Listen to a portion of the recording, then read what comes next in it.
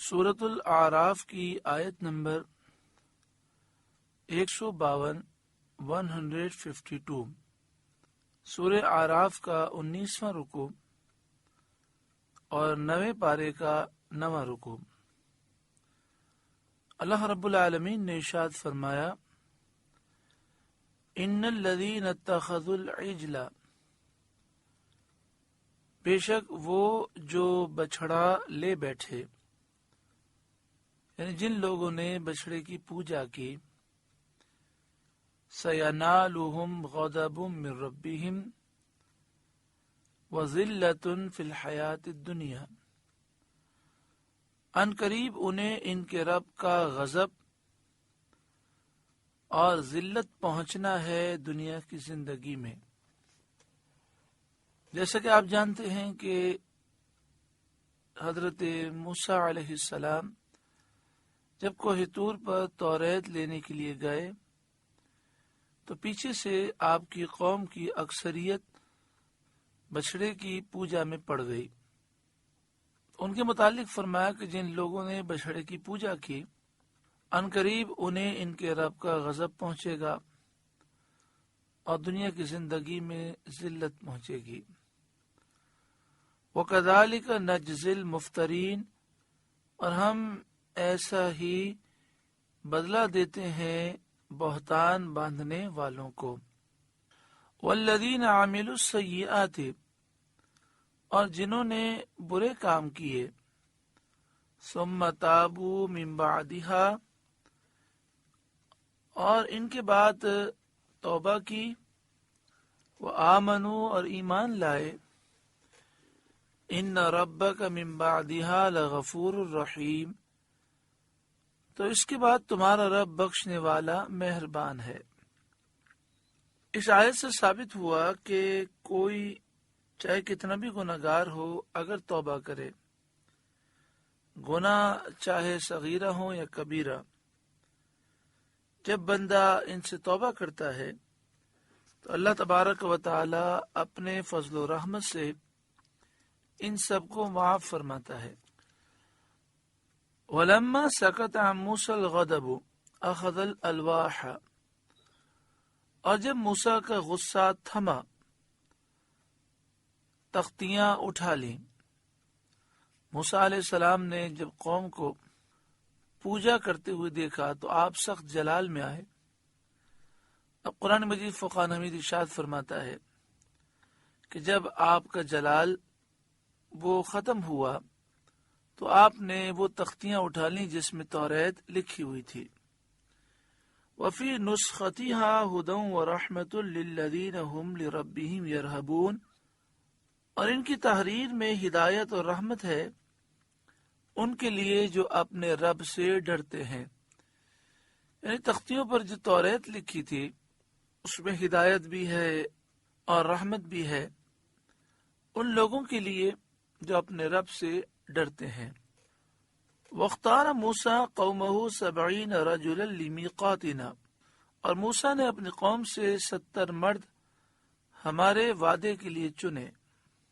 یعنی جب قوم کی اکثریت نے بچھڑے کی پوجا کی تو اللہ کا حکم ہوا، حضرت موسیٰ علیہ السلام نے 70 افراد چن لیے اور آپ انہیں کوہ طور لے گئے تاکہ وہ اللہ تعالیٰ سے معافی مانگیں اور پوری قوم کی طرف سے عذر پیش کریں، پوری قوم کی طرف سے معافی مانگیں۔ لیکن وہاں جا کر وہ کہنے لگے کہ جب تک آپ اللہ ہمیں اعلانیہ نہیں دکھائیں گے ہم ایمان نہیں لائیں گے، آپ کی بات کو نہیں مانیں گے۔ تو ایک زوردار آواز ہوئی اور اس آواز سے پہاڑ پر زلزلہ آیا اور اس آواز کی ہیبت سے وہ 70 افراد ہلاک ہو گئے۔ فَلَمَّا أَخَذَتْهُمُ الرَّجْفَةُ، پھر جب انہیں زلزلے نے پکڑ لیا، قَالَ رَبِّ لَوْ شِئْتَ أَهْلَكْتَهُم مِّن قَبْلُ، موسیٰ علیہ السلام نے عرض کی، اے میرے رب، اگر تو چاہتا تو پہلے ہی انہیں مار دیتا، وَإِيَّايَ، اور مجھے بھی ہلاک کر دیتا۔ حضرت عبداللہ بن عباس رضی اللہ تعالی عنہما نے فرمایا کہ زلزلے میں مبتلا ہونے کا سبب یہ تھا کہ قوم نے جب بچڑا قائم کیا تھا تو یہ لوگ ان سے جدا نہ ہوئے تھے. اور دوسری بات یہ بیان کی گئی کہ انہوں نے یہاں آ کر حضرت موسیٰ علیہ السلام کی توہین کی اور کہنے لگے ہم آپ کی بات پر یقین نہیں کریں گے جب تک کہ اللہ کو آپ ہمارے سامنے لے کر نہ آئیں. موسیٰ علیہ السلام نے یہ عرض کی کہ مالک یہاں آنے سے پہلے ہی تو ان 70 افراد کو ہلاک کر دیتا تو لوگ ان کی ہلاکت کو اپنی آنکھوں سے دیکھ لیتے اور انہیں مجھ پر قتل کی تہمت لگانے کا موقع نہ ملتا. اتہلکنا بما فعل السفہاء منا، کیا تو ہمیں اس کام پر ہلاک فرمائے گا جو ہمارے بے عقلوں نے کیا؟ یعنی جن لوگوں نے بچڑے کی پوجا کی وہ بے عقل لوگ تھے. کیا اے مالک تو اس وجہ سے ہمیں ہلاک فرمائے گا؟ یعنی ہمیں ہلاک نہ کر اور اپنا لطف و کرم فرما. ان ہی الا فتنتک، وہ نہیں مگر تیرا آزمانا. اے مالک یہ تو تیری طرف سے آزمائش تھی. تو دل بہا من تشاء و تہدی من تشاء، تو اس سے گمراہ کرے جسے چاہے اور راہ دکھائے جسے چاہے. انت ولینا، تو ہمارا مولا ہے. فاغفر لنا، تو ہمیں بخش دے. وارحمنا، اور ہم پر رحم فرما. وانت خیر الغافرین، اور تو سب سے بہتر بخشنے والا ہے. واکتب لنا فی ہذہ الدنیا حسنہ، اور ہمارے لیے اس دنیا میں بھلائی لکھ دے اور ہمیں عبادت کی توفیق عطا فرما.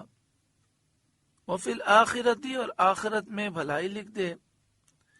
انا ہدنا الیک، بے شک ہم تیری طرف رجوع لائے. قال، اللہ تعالی نے موسیٰ علیہ السلام سے فرمایا عذابی اصیب بہ من اشاء، میرا عذاب میں جسے چاہوں دوں گا. ورحمتی وسعت کل شیء، اور میری رحمت ہر چیز کو گھیرے ہوئے ہے. مجھے اختیار ہے، سب میرے مملوک اور بندے ہیں، کسی کو اعتراض کا حق حاصل نہیں، اعتراض کی مجال نہیں. دنیا میں میری رحمت نیک کو بھی پہنچتی ہے اور بد کو بھی پہنچتی ہے، اور آخرت میں میری رحمت اسے ملے گی جو نیک ہوگا، جس کا خاتمہ ایمان پر ہوا ہوگا. جس کا خاتمہ کفر پر ہوا وہ آخرت میں رحمتوں سے محروم ہوگا. فَسَأَكْتُبُهَا لِلَّذِينَ يَتَّقُونَ، تو ان قریب میں آخرت کی نعمتوں کو ان کے لیے لکھ دوں گا جو متقی پرہیزگار ہیں. وَيُؤْتُونَ الزَّكَاةَ، اور زکوٰۃ دیتے ہیں. وَالَّذِينَ هُمْ بِآيَاتِنَا يُؤْمِنُونَ، اور وہ ہماری آیتوں پر ایمان لاتے ہیں. یعنی فرمایا دنیا کی نعمتیں تو نیک و بد دونوں کو ملی ہیں، آخرت کی نعمتیں ان کے لیے میں لکھ دوں گا جو متقی پرہیزگار ہیں، زکوٰۃ دیتے ہیں، اللہ کی آیتوں پر ایمان لاتے ہیں. ان کے لیے یہ نعمتیں لکھوں گا آخرت کی. الذین یتبعون الرسول النبی الامی الذی یجدونہ مکتوبا عندہم فی التوراۃ والانجیل، وہ جو غلامی کریں گے اس رسول بے پڑے غیب کی خبریں دینے والے کی، جسے لکھا ہوا پائیں گے اپنے پاس توریت اور انجیل میں. الذین، وہ لوگ، یتبعون الرسول، جو غلامی کریں گے اس رسول کی، النبی، جو غیب کی خبریں دینے والے ہیں، الامی، جو بے پڑھے ہیں، الذی یجدونہ مکتوبا، جسے لکھا وہ پائیں گے، عندہم فی التوراۃ والانجیل، اپنے پاس توریت انجیل میں۔ یہاں رسول سے سید عالم صلی اللہ علیہ وآلہ وسلم مراد ہے، اس پر تمام مفسرین کا اجماع ہے۔ آپ کا ذکر رسالت کے وصف سے فرمایا گیا کیونکہ آپ اللہ اور اس کی مخلوق کے درمیان واسطہ ہیں، فرائض رسالت ادا فرماتے ہیں، اللہ کے اوامر و نہی، شرائع اور احکام اس کے بندوں کو پہنچاتے ہیں۔ اس کے بعد آپ کی توصیف میں نبی فرمایا گیا۔ اس کا ترجمہ اعلی حضرت امام اہل سنت نے غیب کی خبریں دینے والے فرمایا، اور یہ نہایت ہی صحیح ترجمہ ہے، کیونکہ نبا خبر کو کہتے ہیں جو مفید علم ہو اور شائبہ کذب سے خالی ہو، یعنی ایسی خبر جو علم کا فائدہ دے اور اس میں جھوٹ کا شبہ نہ ہو۔ قرآن پاک میں یہ لفظ اس معنی میں بکثرت استعمال ہوا ہے۔ ایک جگہ ارشاد فرمایا قل هو نبأ عظیم، آپ فرمائیے یہ بڑی خبر ہے۔ ایک جگہ فرمایا تلک من انباء الغیب نوحیہا الیک، یہ غیب کی خبریں ہیں جو ہم آپ کی طرف وحی کرتے ہیں۔ ایک جگہ فرمایا فلما انبأہم باسمائہم، پھر جب آدم علیہ السلام نے فرشتوں کو ان ناموں کی خبر دے دی۔ اور بکثرت آیات میں یہ لفظ اس معنی میں آیا ہے۔ پھر یہ لفظ نبی یا فاعل کے معنی میں ہوگا یا مفعول کے معنی میں۔ پہلی صورت میں نبی کے معنی ہیں غیب کی خبریں دینے والے، اور دوسری صورت میں نبی کے معنی ہوں گے غیب کی خبریں دیے ہوئے، اور دونوں معنی کو قرآن مجید فقار حمید سے تائید پہنچتی ہے۔ یعنی قرآن مجید فقار حمید کی آیات سے یہ ثابت ہوتا ہے کہ پیارا آقا صلی اللہ علیہ وآلہ وسلم غیب کی خبریں دینے والے ہیں، اور آپ کو غیب کی خبریں دی گئی ہیں، آپ غیب کا علم رکھتے ہیں۔ تفسیر خازن میں ہے کہ آپ کے وصف میں نبی فرمایا، کیونکہ نبی ہونا اعلیٰ اور اشرف مراتب میں سے ہے، اور یہ اس بات پر دلالت کرتا ہے کہ آپ اللہ کے نزدیک بہت بلند درجے رکھنے والے اور اس کی طرف سے خبر دینے والے ہیں۔ امی کا ترجمہ اعلی حضرت امام اہل سنت نے بے پڑھے فرمایا۔ یہ ترجمہ بالکل حضرت عبداللہ بن عباس رضی اللہ تعالی عنہما کے ارشاد کے مطابق ہے، اور یقیناً امی ہونا آپ کے معجزات میں سے ایک معجزہ ہے کہ دنیا میں کسی سے پڑھے نہیں، اور کتاب وہ لائے جس میں اولین اور آخرین اور غیبوں کے علوم ہیں۔ آگے ارشاد فرمایا الذی یجدونہ مکتوبا عندہم فی التوراۃ والانجیل، جسے لکھا وہ پائیں گے اپنے پاس توریت انجیل میں، یعنی توریت انجیل میں آپ کی نعت، آپ کی صفت، آپ کی نبوت لکھی پائیں گے۔ حضرت عطا بن یسار نے حضرت عبداللہ بن عمر رضی اللہ تعالی عنہ سے سید عالم صلی اللہ علیہ وآلہ وسلم کے وہ اوصاف دریافت کیے جو توریت میں لکھے ہوئے ہیں۔ انہوں نے فرمایا کہ حضور صلی اللہ علیہ وآلہ وسلم کہ جو اوصاف قرآن کریم میں آئے ہیں، انہی میں سے بعض اوصاف توریت میں لکھے ہوئے ہیں۔ اس کے بعد انہوں نے پڑھنا شروع کیا، اے نبی ہم نے تمہیں بھیجا شاہد و مبشر، نذیر اور امیوں کا نگہبان بنا کر، تم میرے بندے اور میرے رسول ہو، میں نے تمہارا نام متوکل رکھا، نہ بد اخلاق ہو، نہ سخت مزاج ہو، نہ بازاروں میں آواز بلند کرنے والے، نہ برائی سے برائی کو دفع کرو، یعنی آپ صلی اللہ علیہ وآلہ وسلم برائی کا بدلہ برائی سے نہیں دیتے، لیکن خطا کاروں کو معاف کرتے ہو اور ان پر احسان فرماتے ہو۔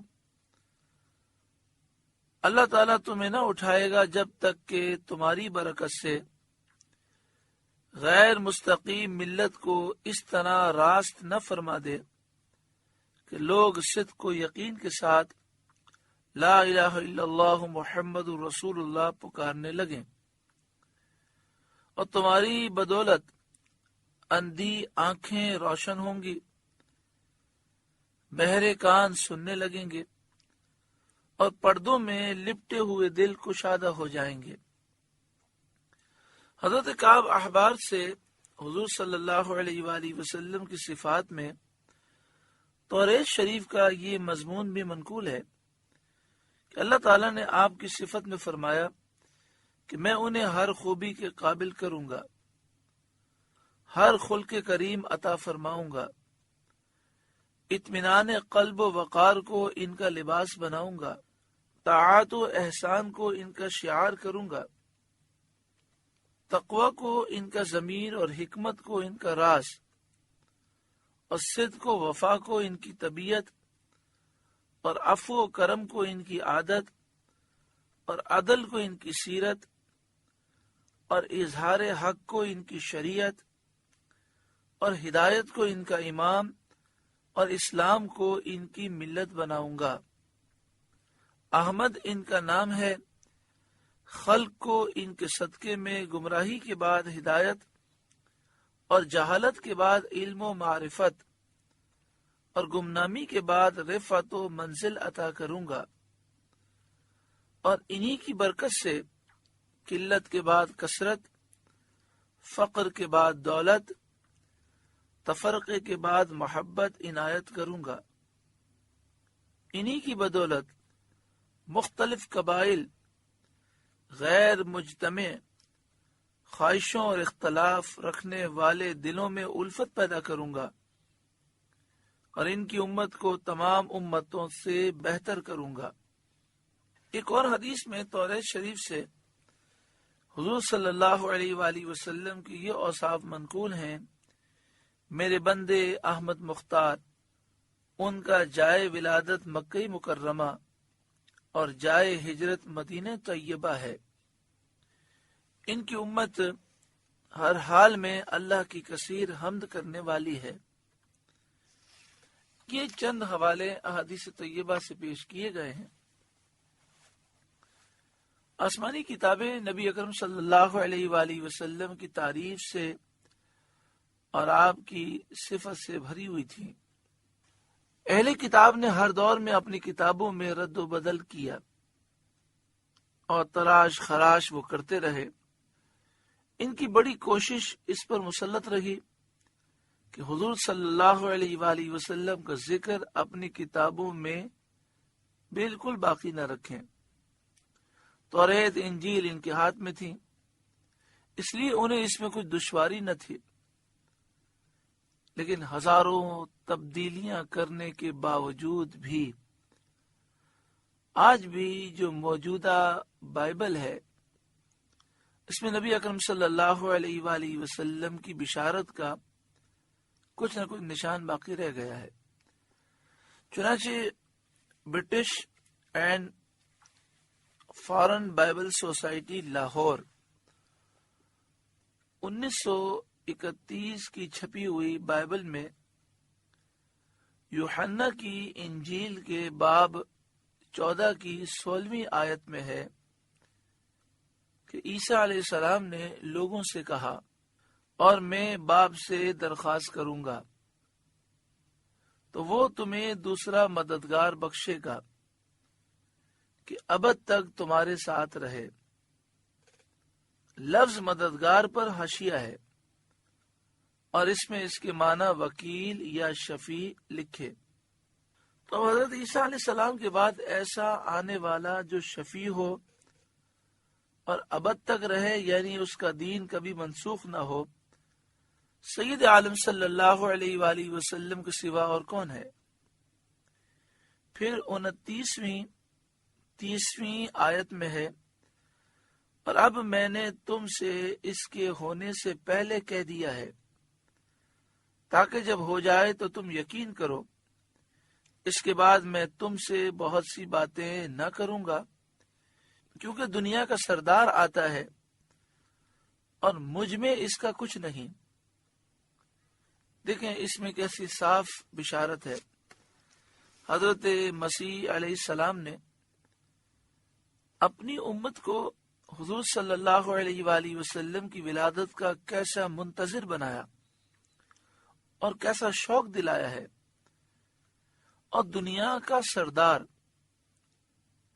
یہ تو سید عالم کا ترجمہ ہے، اور یہ فرمانا کہ مجھ میں اس کا کچھ نہیں، حضور صلی اللہ علیہ وآلہ وسلم کی عظمت کا اظہار اور حضور کے دربار میں اپنا کمال ادب و انکسار ہے۔ پھر اسی کتاب کے باب 16 کی 7ویں آیت ہے، لیکن میں تم سے سچ کہتا ہوں کہ میرا جانا تمہارے لیے فائدہ مند ہے، کیونکہ اگر میں نہ جاؤں تو وہ مددگار تمہارے پاس نہ آئے گا، لیکن اگر جاؤں گا تو اسے تمہارے پاس بھیج دوں گا۔ اب دیکھیں اس میں حضور صلی اللہ علیہ وآلہ وسلم کی بشارت کے ساتھ اس کا بھی صاف اظہار ہے کہ حضور صلی اللہ علیہ وآلہ وسلم خاتم الانبیاء ہیں، آخری نبی ہیں۔ آپ صلی اللہ علیہ وآلہ وسلم کا ظہور جب ہی ہوگا جب حضرت عیسیٰ علیہ السلام بھی تشریف لے جائیں۔ اس کی 13ویں آیت ہے، لیکن جب وہ یعنی سچائی کا روح آئے گا تو تم کو تمام سچائی کی راہ دکھائے گا، اس لیے کہ وہ اپنی طرف سے نہ کہے گا، لیکن جو کچھ سنے گا وہی کہے گا اور تمہیں آئندہ کی خبریں دے گا۔